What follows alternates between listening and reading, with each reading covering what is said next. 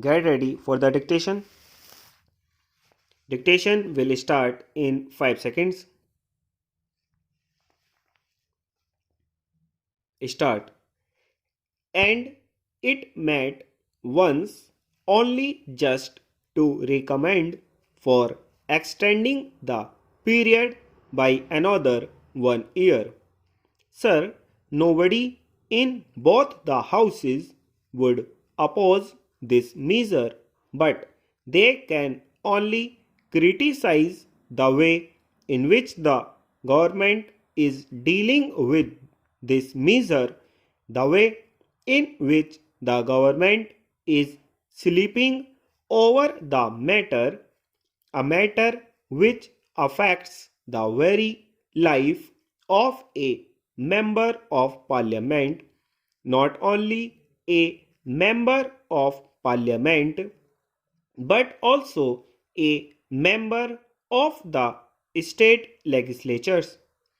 As the Honorable the Law Minister has pointed out, Article 102 of our Constitution does not define that what is an office of profit except to say that a ministership or a deputy ministership or even a parliamentary secretaryship, and by a later amendment even a whip of the Congress party would not amount to an office of profit. Only a few instances are specified as to which offices would not amount to an office of profit. Then, sir, complications had arisen even when the original will was moved, introducing statutory committees and advisory committees. What a statutory committee was, or what an advisory committee was not at all defined in the present will.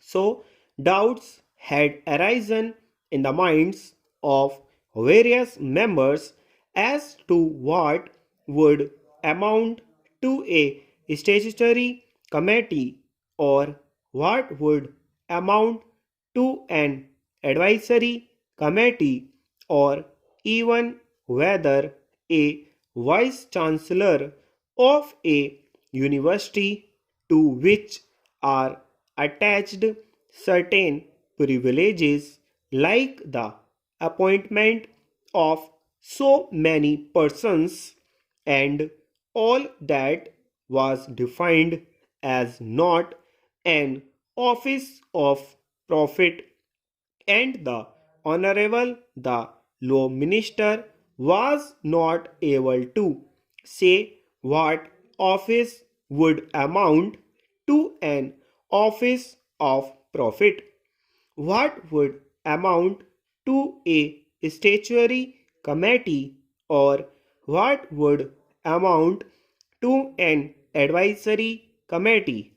Sir, I have only to point out that an important measure such as this, which affects the very existence of the members of parliament, should also have been given a very high priority in the matter of legislation.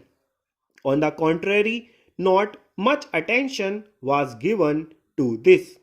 The committee met only once, and even then, nothing seems to have happened in that committee.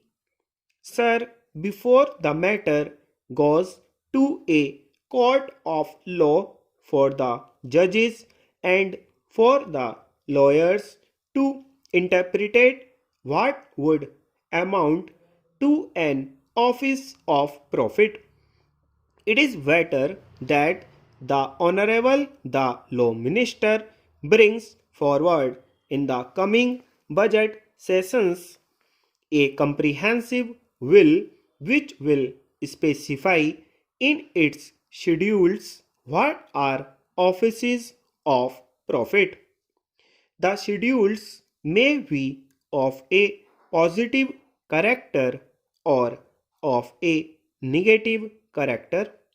The schedules might say that the holders of such and such offices would not be disqualified from being members of parliament or members of state legislatures, or the schedules might say in a negative way that such and such offices are offices of profit, so that the members of parliament and members of the state legislatures would know whether to accept an office and whether they would be disqualified by accepting a certain office. Stop.